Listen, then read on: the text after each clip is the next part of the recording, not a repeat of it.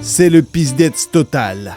3 janvier 2026, à 5h47, Nicolás Maduro est assis, menotté, les yeux bandés à bord d'un navire militaire américain. À peine 3 heures plus tôt, il était officiellement le président du Venezuela. 3 heures plus tard, il se retrouve sur le sol américain, direction une prison fédérale de Brooklyn. Les États-Unis viennent de faire même ce que Netflix n'oserait pas pitcher. Neutraliser en moins de 30 minutes un chef d'État, à la tête d'un pays de 28 millions d'habitants, assis sur les plus grandes réserves du pétrole au monde, estimé à 17 000 milliards de dollars.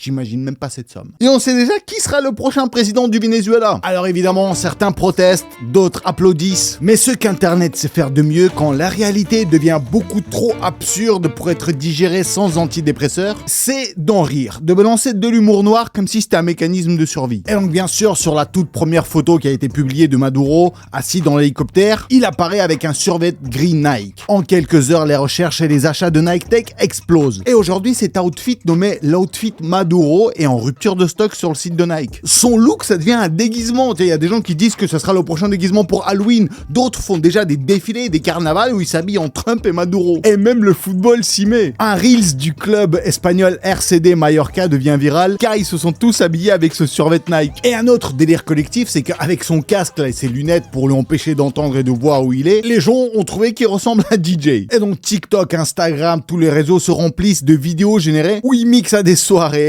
Ah ouais, toutes les challenges de danse, ils y passent. Parce qu'apparemment, la géopolitique, ça passe mieux quand elle twerk. Avec l'IA, aujourd'hui, on fait des trucs de ouf, je vous jure. Il y a eu des vidéos réalisées, on dirait le teaser d'un gros blockbuster hollywoodien. Comme si l'arrestation de Maduro, c'était la bande-annonce d'un Marvel. D'autres en ont fait carrément un manga en reprenant les codes de l'attaque des Titans.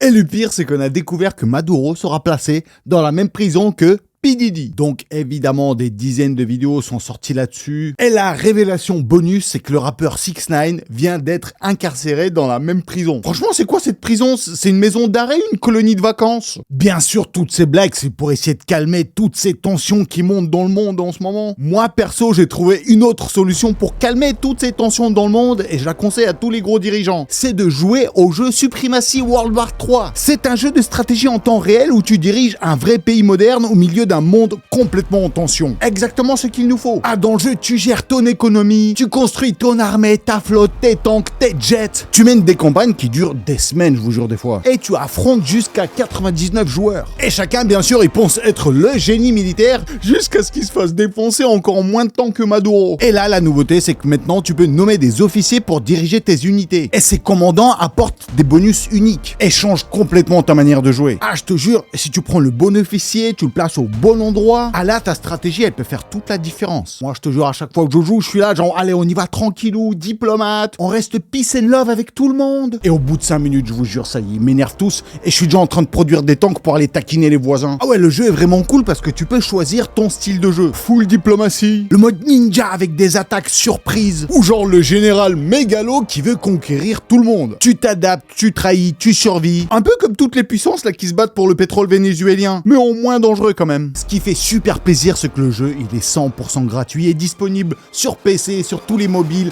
iOS, Android, Google. Et si tu scannes le QR code qui est ici, ou si tu cliques dans le lien qui est dans la description ou dans le commentaire épinglé, bah tu débloques le starter pack exclusif d'une valeur de 40€, comprenant une unité saisonnière gratuite, l'Elite Railgun. Et attention, parce que c'est offert uniquement pour les nouveaux joueurs, et seulement pendant 30 jours, donc il faut se dépêcher. Donc voilà, si tu sens que t'es capable de gérer une crise mondiale, ou juste d'envahir ton voisin pour le fun, bah il y a le lien qui est dans la description. Donc clique s'il te plaît pour me faire plaisir, et pour bien commencer l'année. Alors Maduro, lui, peut-être qu'il aurait dû jouer un peu pour s'entraîner, parce qu'il s'est fait capturer en mode sale. L'opération s'appelait Absolute Resolve. Cette opération a été préparée pendant des mois. Les services de renseignement américains ont suivi chaque déplacement de Nicolás Maduro à la loupe. Tout ça pendant que les unités de Delta Force s'entraînaient sur une réplique exacte de son palais présidentiel. Comme un escape game mais avec des fusils d'assaut. Plus de 150 appareils aériens ont été déployés sur une vingtaine de bases à travers l'hémisphère occidental. Un porte-avions américain a pris position dans la mer des Caraïbes. Début décembre, tout était déjà prêt.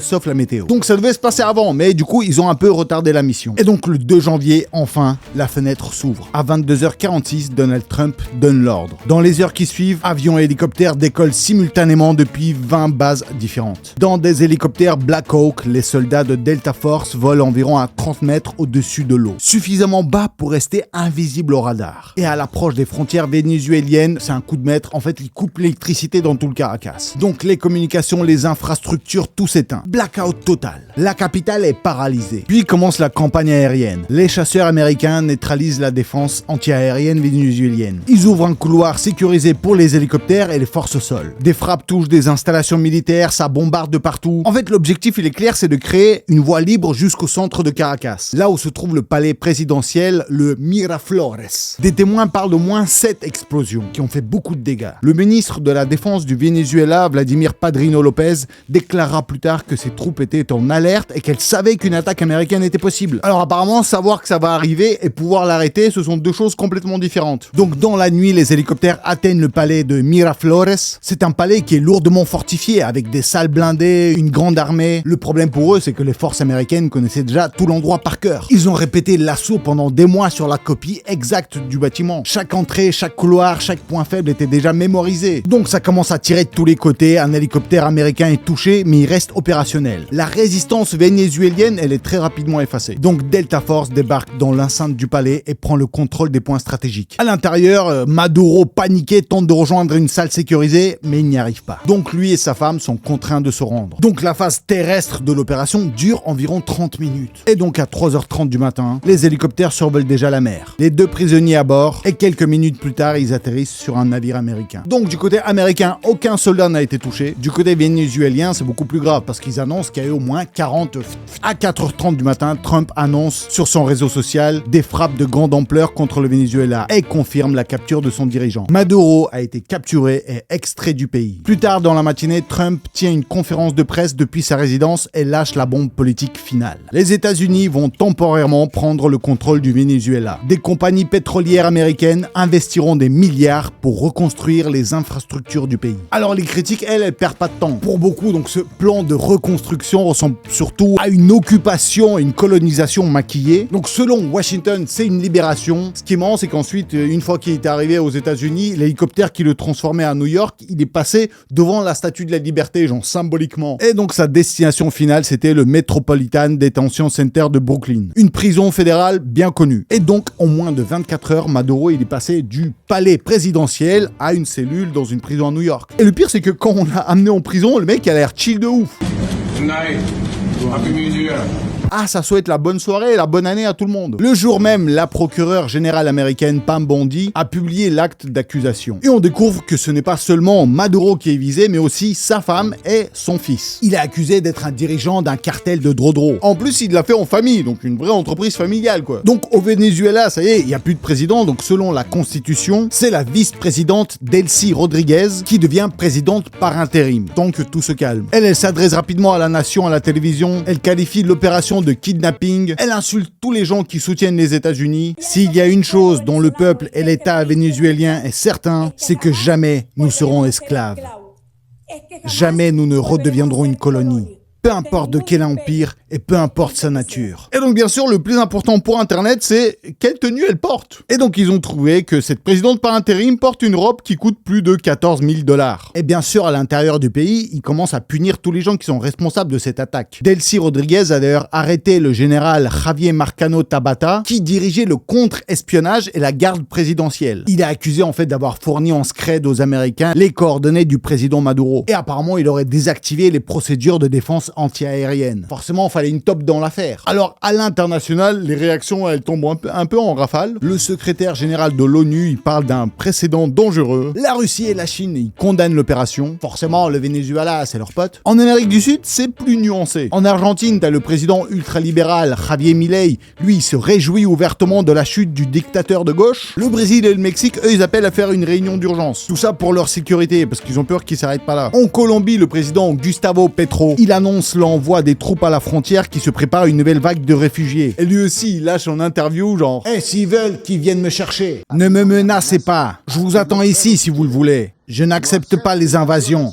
Je n'accepte pas les missiles. Je n'accepte pas les assassinats. Venez ici, parlez intelligemment. Nous vous recevrons et nous parlerons d'égal à égal. Ambiance western latino. Aux États-Unis, le clivage est total. Les républicains saluent l'opération efficace. Les démocrates y dénoncent une violation de la Constitution.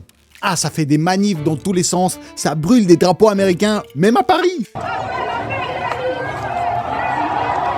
En fait, les réactions sont confuses parce que tous les anti-Trump, ils réclament la libération de Maduro. Au nom de la liberté, ils réclament qu'il soit jugé dans son pays. Mais le problème pour les autres, c'est que ça revient à défendre un dictateur au nom de l'anti-dictature. Et au Venezuela, c'est encore plus le bordel. Parce que les premières réactions, elles ont été très claires. Une partie de la population est descendue dans la rue pour célébrer. Pour eux, c'est la fête, la disparition de ce président. La chute d'un régime, ça se fête. Sauf que la réalité, elle est moins instagrammable. Les frappes américaines ont fait des victimes. Donc beaucoup de Vénézuéliens sont en deuil et ils sont massivement contre cette intervention américaine. Là, apparemment, t'as des gens dans les rues du Venezuela qui disent qu'ils vont manifester jusqu'au retour de Maduro. Ce qui est marrant, c'est que même les ministres de l'opposition vénézuélienne, donc ceux qui étaient contre Maduro, là, ils se sont réunis. Là, c'est une vidéo qui montre tous les partis politiques qui se sont joints au Congrès pour chanter l'hymne national du Venezuela en signe d'unité nationale. Alors moi, dans tout ça, je donne pas de leçons de morale, moi-même je suis complètement perdu. J'essaie juste de surveiller, de vous donner les infos les plus intéressantes. Essayons de comprendre ensemble comment c'est arrivé. Toi déjà, à première vue comme ça, tu serais pour qui? Tu commentes, tu me dis Trump ou Maduro? En tout cas, mets un gros like si t'en as marre de tous ces conflits politiques et que tu veux que l'année 2026 se passe dans le calme et dans la paix. Moi-même, je mets un gros like, j'en ai marre de tout ça. Et dites-moi, mes Yagadou, êtes-vous prêt à démarrer l'année 2026 et d'essayer de comprendre la folie qui se passe au Venezuela? Alors, c'est parti. Alors, pour essayer de comprendre, déjà, on va remonter un petit peu dans l'histoire, parce que les problèmes au Venezuela, ils n'ont pas démarré avec un hélicoptère américain et un survêt Nike. En 2017, des dizaines de milliers de Vénézuéliens se réveillent un matin et ils arrêtent tous de tirer la chasse d'eau. Et ils commencent tous à collecter leurs propres dumps dans des bocaux comme ça, soigneusement fermés avec une étiquette avec amour. Vous pouvez voir ici les excréments, et on ajoute aussi de l'urine et un peu d'eau. Donc les bocaux sont alignés chez eux, bien droits. Alors non, c'est pas pour les analyser au labo ou pour faire pousser des tomates bio. Mais pour comprendre pourquoi ils font ça, il faut regarder un seul chiffre. Comme je l'ai déjà dit, le Venezuela possède les plus grandes réserves du pétrole au monde. Plus que la Russie, plus que l'Iran, plus que toute l'Arabie Saoudite. Sur papier, c'est le jackpot. Le rêve humide de tout ministre de l'économie. Et effectivement, oui, en apparence, tout roule. Augmentez immédiatement les salaires des enseignants, des fonctionnaires et des médecins dès le mois prochain. Donc là, sur ces images-là, Nicolás Maduro annonce une augmentation de 60% du salaire moyen. Et c'est déjà la 6e augmentation en un an. Donc là, forcément, on se dit « Waouh, mais c'est le meilleur président au monde !» Sauf que le lendemain, les Vénézuéliens sortent dans la rue pour balancer leurs bocaux de dumps sur la police. Cette protestation entrera dans l'histoire sous le nom de la Marcha de la Mierda. Ça sonne presque poétique. Ils ont des canons à eau, nous on a de la dumps, c'est tout ce qui nous reste. Et la portée donc de ces cocktails Merdolotov, elle est assurée par des équipes très organisées de 2 personnes équipées d'énormes élastiques pour balancer ça. Ah, l'adversaire quand il reçoit ça, il est pas seulement démoralisé, mais il est à 2 doigts de vomir ses tripes. Mais pourquoi il y a eu une telle explosion de colère après une aussi bonne nouvelle? Parce que quand l'inflation des prix atteint près d'1 million de %, une augmentation des salaires de seulement 60%, c'est pas d'une grande aide. En 2018, les prix dans les magasins ont augmenté en moyenne de 653 fois. Cette banane coûte autant que ma maison il y a 25 ans. Tous les boomers proprios en France, je pense qu'ils se disent la même chose. Le papier toilette dans le pays devient tellement cher qu'il est moins coûteux de s'essuyer directement avec les billets d'argent. À un moment, des camions parcourent les villes en jetant des millions de bolivars par terre en guise de protestation. Dans les magasins, l'argent n'est même plus compté. Au mieux, on le pèse. Et au pire, on le refuse carrément. Certains commencent à fabriquer des sacs à main avec les billets, d'autres carrément des sculptures en espérant pouvoir les échanger contre de la nourriture. Donc voilà le décor. Un pays qui est assis sur une mer de pétrole, mais où la monnaie vaut moins que le papier toilette. Et un autre exemple, par exemple ça, c'est le lac Maracaibo, un endroit qui devrait sentir la richesse, mais qui sent surtout l'abandon. Autrefois, les puits de pétrole tournaient ici jour et nuit, et aujourd'hui, ils sont à l'arrêt. Ils rouillent tranquillement et empoisonnent l'eau. La pêche, qui était la source principale de nourriture pour José et sa famille, est devenue un sport extrême. Sous ce lac dorment environ 60 milliards de barils de pétrole, pour une valeur de plusieurs milliers de milliards de dollars. Et pourtant, José, il est incapable de faire le plein de son moteur de la barque. Et c'est pour ça qu'en résultat, José avec son petit gamin, ils sont obligés de ramer, soit avec les mains, soit avec des rames bricolées maison. J'ai fabriqué les rames avec 2 couvercles de bidon rouge. Et ce n'est pas parce qu'il n'a pas d'argent. Le litre d'essence ici coûte l'équivalent de quelques centimes, c'est que dalle. Mais le problème, c'est que l'essence au Venezuela est devenue une denrée super rare. La situation est tellement absurde que l'État a dû limiter la vente d'un plein d'essence par semaine par voiture. Et encore ça, c'est qu'en théorie. Parce que pour obtenir donc ce fameux plein d'essence par semaine, t'es obligé de te taper une file d'attente interminable. Des kilomètres de voiture parfois sur plusieurs jours. Je me suis mis dans la file d'attente ce matin. Si j'ai de la chance, demain à midi, je ferai mon plein. C'est une catastrophe. Je pourrais travailler ou me reposer, mais je suis là à attendre l'essence. Et là, vraiment, on atteint le niveau maximal du paradoxe. Comment un pays où le pétrole jaillit littéralement du sol peut être en manque d'essence? Et pour comprendre ce non-sens total, il faut encore remonter un peu dans le temps. Allez, on s'accroche tous et on va 50 ans en arrière. Donc, retour dans les années 70. À l'époque, le Venezuela est le premier de la classe en Amérique latine. Croissance, développement, avenir radieux. Et tout ça, ça repose uniquement sur une seule chose, le pétrole. Le baril coûte alors à peine 3 $. Mais les volumes sont tellement délirants que l'argent coule à flot. Une autoroute maritime de cash. Le problème, c'est que ce cash, comme les pétroliers, passe toujours devant le pays, sans jamais s'arrêter. La majorité de la population vit dans une pauvreté assourdissante, pendant que les revenus pétroliers disparaissent quelque part entre l'État, les élites et les poches très profondes des amis du président. Le pays produit de l'or noir, mais la population, elle reste dans le noir complet. En 1999, les Vénézuéliens craquent et élisent un homme qui promet de tout retourner. Hugo Chavez, socialiste, révolutionnaire, charismatique. Et son programme tient en 3 phases très simples. Prendre aux riches, redistribuer au peuple et mettre en prison tous les corrompus. Et incroyable coup de destin, au moment exact où Chavez prend le pouvoir, les prix du pétrole explosent. Jackpot cosmique. Les années 2000 arrivent et là, c'est l'orgie. Des montagnes d'argent. Tellement d'argent qu'à partir du milieu des années 2000, l'État distribue des millions de logements gratuits. L'essence est quasi gratuite. T'as des aides sociales à l'appel, des subventions pour tout et n'importe quoi. Il y a une pluie de cadeaux sociaux, vraiment c'est l'open bar. Et en parallèle, le pays se transforme en un paradis de la corruption. Sous Chavez, le Venezuela devient le pays le plus corrompu de l'Amérique latine. Mais franchement, quand autant d'argent tombe du ciel, mais qui a envie de regarder ses comptes? Chavez reste ultra populaire. Il tape des danses et tout, il fait des trucs de ouf. Parce que son visage est partout, sur les murs, sur les affiches, à la télé. Chavez devient une figure quasi divine. Mais pendant ce temps-là, il y a des chiffres qui deviennent très glaçants. Le nombre de homicides est multiplié par 8. Et 90% des ne sont jamais élucidés. Les institutions ne fonctionnent plus. Les mécanismes de contrôle sont inexistants. En fait, la corruption, c'est plus une dérive, c'est le système. Mais tant que le pétrole coule et que l'argent rentre, tout ça, ça reste invisible. Ou plutôt, en fait, tout le monde voit, mais tout le monde préfère regarder ailleurs. Et on arrive au moment où tout commence vraiment à vriller. En fait, sur les milliards de dollars générés par le pétrole, ils réinvestissent 0. L'infrastructure n'est pas entretenue. Les raffineries ne sont pas modernisées, les nouveaux gisements ne sont pas développés. Donc, l'industrie pétrolière qui était censée être le cœur battant du pays commence à dépérir lentement mais sûrement. Un peu comme une plante qu'on arrose avec des discours au lieu de l'eau. Et c'est dans cet état que le pays prend en pleine face la crise économique de 2008. Les prix du pétrole s'effondrent et avec eux, tout ce mirage aussi. Et au même moment, Hugo Chavez tombe gravement malade. Il passe de moins en moins de temps au Venezuela et de plus en plus de temps dans les lits d'hôpitaux à l'étranger. Et puis d'un coup, il est à moitié hors jeu physiquement, mais il apparaît à la télé pour désigner son successeur. Un homme que personne ne connaît vraiment. Un ancien chauffeur de bus devenu cadre du régime.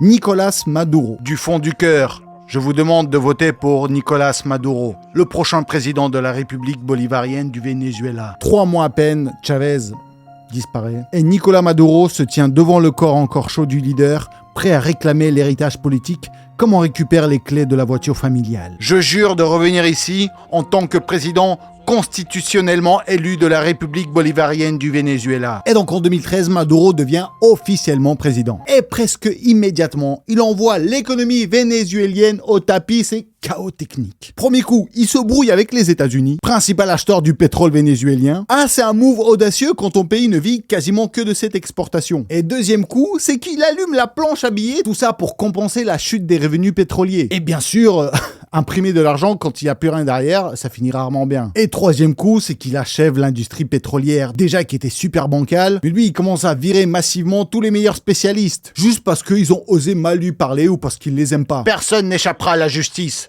Surtout pas les sales rats comme Ramirez. Donc bien sûr, le savoir-faire disparaît, les installations se dégradent encore plus et la production du pétrole s'effondre. Le pays donc qui nageait dans le pétrole commence à manquer de pétrole. Et à partir de là, la spirale est lancée, c'est inflation, pénurie, chaos monétaire, exode massif. Et là, si vous pensez que vous avez tout vu, détrompez-vous. Sous Nicolás Maduro, le culte de la personnalité du leader, il explose. Il passe à un niveau supérieur. Mesdames et messieurs, je vous présente Super Moustache.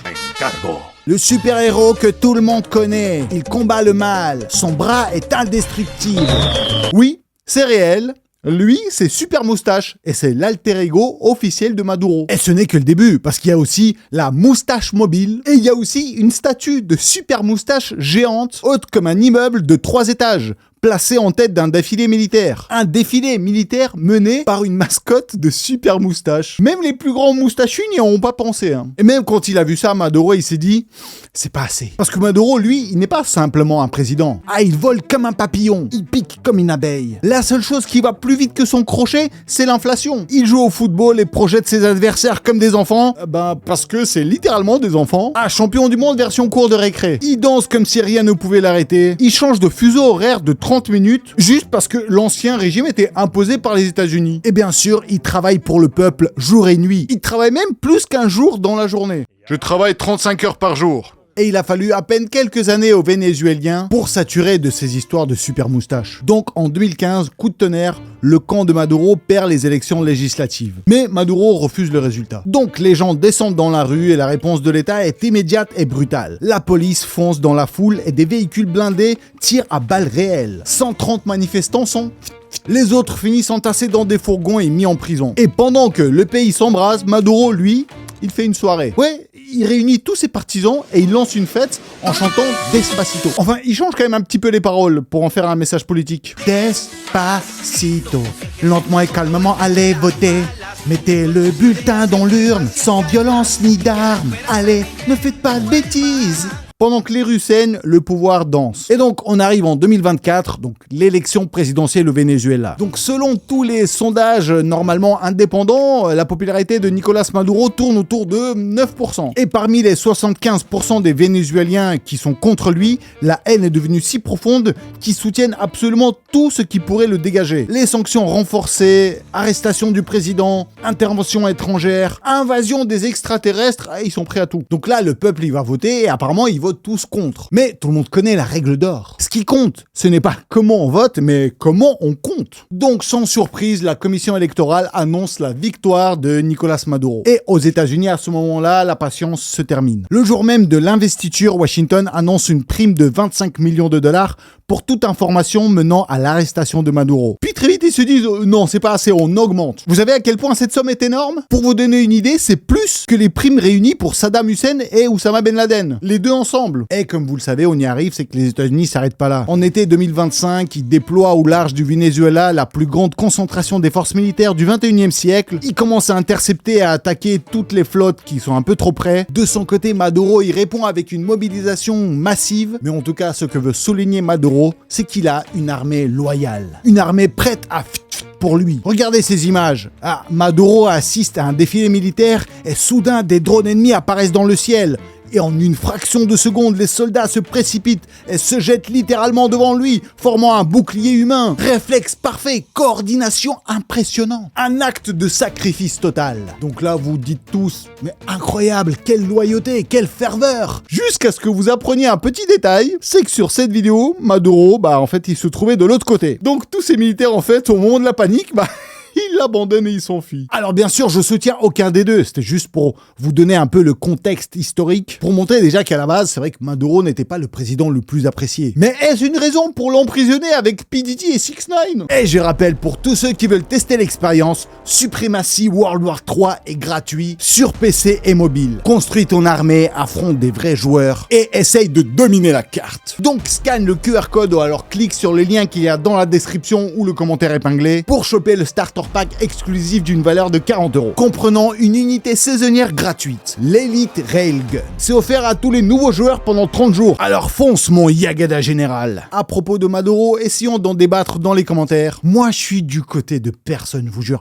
Moi, ce qui m'attriste le plus dans tout ça, c'est que Ça, en fait, c'est pour de l'argent. Du pétrole et du pouvoir. Et pendant que des grands décident, des innocents, ils meurent. Donc, mes Yagadou, s'il vous plaît, mettez un gros like pour m'encourager à prendre des sujets un peu plus sérieux. Parce que je sens déjà qu'il y aura plein de dislikes, des gens qui vont essayer de m'insulter, je sais pas pourquoi. Et moi, en tout cas, je vous fais un maximum de Yagadaki. C'est après cette petite pause de repos, de vacances de fin d'année. J'ai déjà hâte de vous retrouver à la prochaine vidéo qui va arriver, mais très bientôt. Ça, c'est un truc. Aouh.